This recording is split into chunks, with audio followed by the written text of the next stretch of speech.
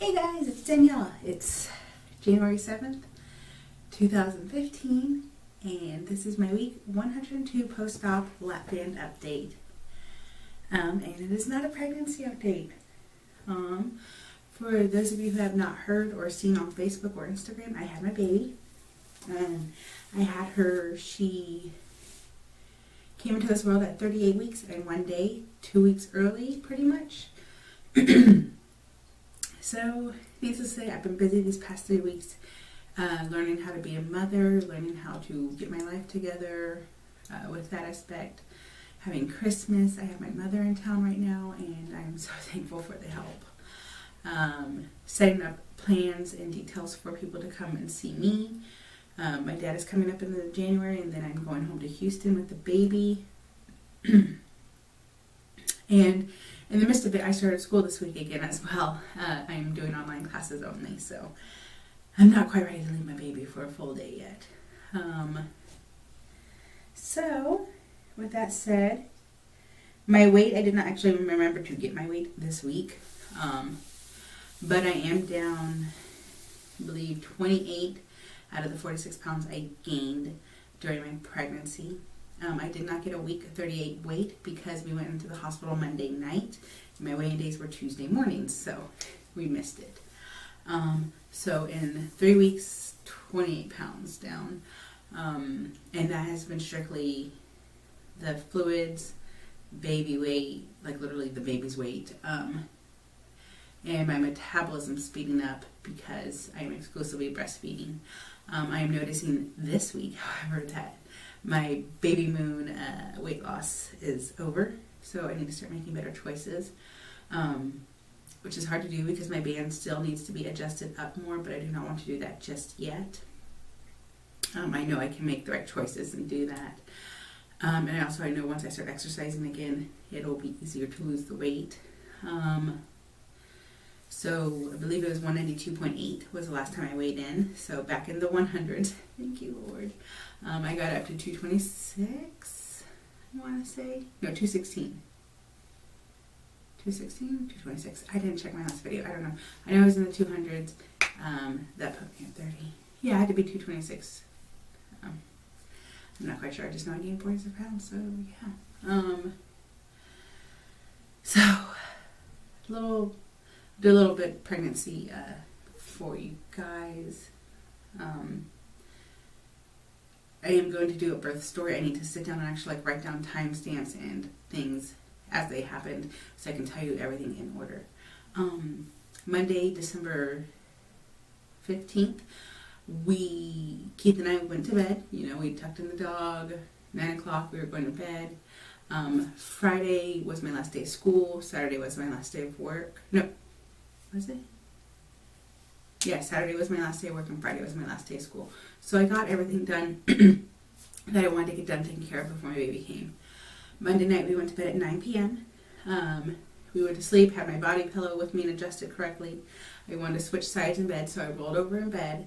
I had to adjust my pillow. I opened my legs, put my pillow between my knees, and my water broke. And I'm not saying a trickle.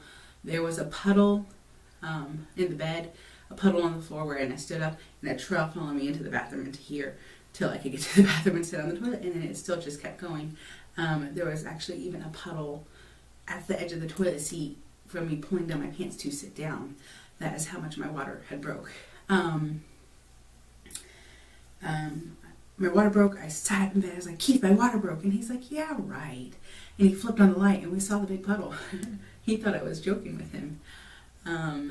So instant adrenaline rush. I was shaking, excited. Texted my sister, texted my mother, texted my family first before I even called the doctor's office.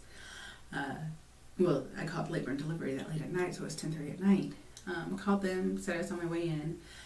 Keith and I brushed our teeth, put the last minute electronics in the to-go bag.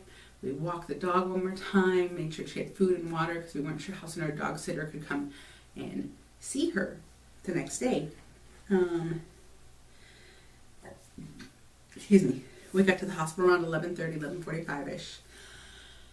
There was no traffic. There was nothing that night. Went in. The nurse asked if my water was still leaking, and I was like, yeah, it's leaking through my pants still. So she's like, all right, we'll put you directly in a room. And got me in a room, got me in a gown, got me on the monitor. I did have a few contractions at home after my water broke, and we got on the monitor, and I was contracting about every 8 to 15 minutes. They were very sporadic, and not strong at all. I only felt everyone every now and then. So the next day, Tuesday morning, my OB actually did rounds in the morning. She wasn't supposed to, but I guess me and a couple other of her patients were in, so she decided to take the on-call morning rounds. Her and I had chit-chatted, talked about Pitocin, and I'll go into the plan, but that was not in my birth plan.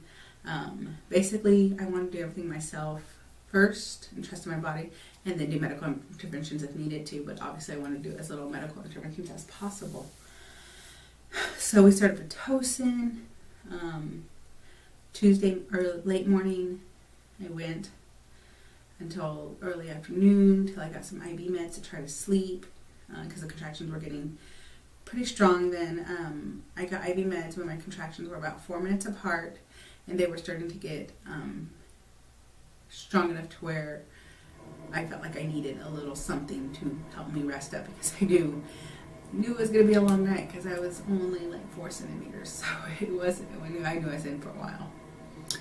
I think that was my downfall, because after I got that little bit of release in the IV meds they gave me, it allowed me to sleep between contractions. However, I would wake up during the peak of my contractions still and have to breathe through them. I went about 18 hours doing other forms of pain control. I was walking the hallways to get dilated. I was sitting on peanuts. I had one of my best friends come up and we watched movies on TV with Keith there. We watched comedies on Netflix. I used the birthing tub, the birthing ball. Keith did pressure points and massage for me. We did pretty much everything I saw in birth class and coping with confidence class before I got the epidural around 18 hours. Whenever I got the epidurals, the godsend, the best thing ever. It was weird, but it worked.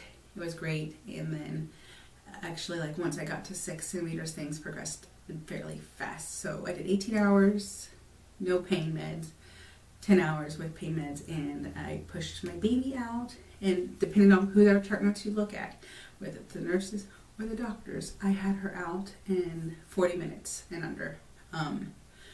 So that was very exciting. And my little baby was born on December 17th, 2014 at 2:11 a.m. I had a beautiful baby girl, and she is amazing. And this is another thing. I've become such a crier, guys. Definitely lots of tears of joy and lots of tears of, oh my God, I'm going nuts, and lots of tears of, oh my God, I'm sleep deprived. But she is amazing. Oh my God, Keith and I are totally in love.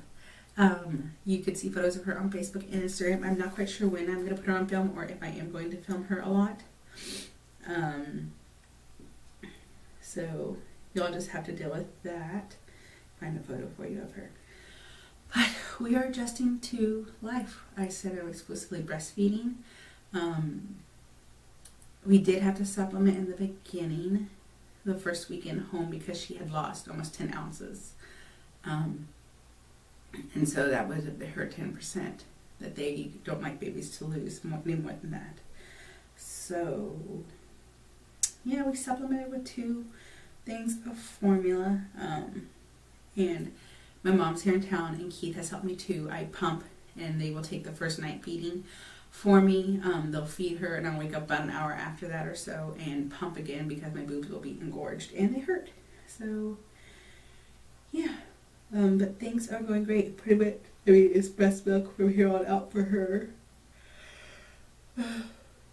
And she's amazing. Her name is Annabelle, and I just love her. So, there is my baby, guys. This was it was after Christmas. Having a baby, guys, is very nerve-wracking. That was actually taken a day after a scare with her. So I think she was 9 days old there. But yeah, other than that, things are going good. I'm just trying to figure out my weight loss surgery life, my mommy life, my school life, my fitness life all together, along with my family life with my Houston family, and getting everybody photos of her and seeing her, and trying not to worry too much about her dying. As crazy as it sounds, it's one of my new mom's worries, is not her not breathing anymore. Babies are very resilient, but babies are very scary too. Yeah, I will show you my body. This will serve as also a body shot for me to compare. Oh yeah, Keith and I did my measurements when we got back from the hospital. I believe I had lost 4 inches of my waist already. So yeah, I was at 51 inches in November, and I was 46 3/4. So a little, almost 5 inches off my waist right away. So yeah. This is my body postpartum. Oh yeah. I tried on regular pants, regular jeans yesterday. My biggest size of jeans were 16s that I have, and they do not fit. So I went and bought more yoga pants because they fit, and I can wear them a little bit longer. So yeah. I do feel having a child has changed my body. I feel like my panties here is a lot more predominant now. My hips have definitely shifted in our childbearing hips. They are wider now. But it's worth it, and I will learn to accept my new body and love my new body and buy shapewear for my new body. Alright guys, sorry it took so long to get it out, but it's here, and I can't guarantee it will still do weekly videos. You'll get videos when you get them, and hopefully they'll become more regular. Alright, bye guys!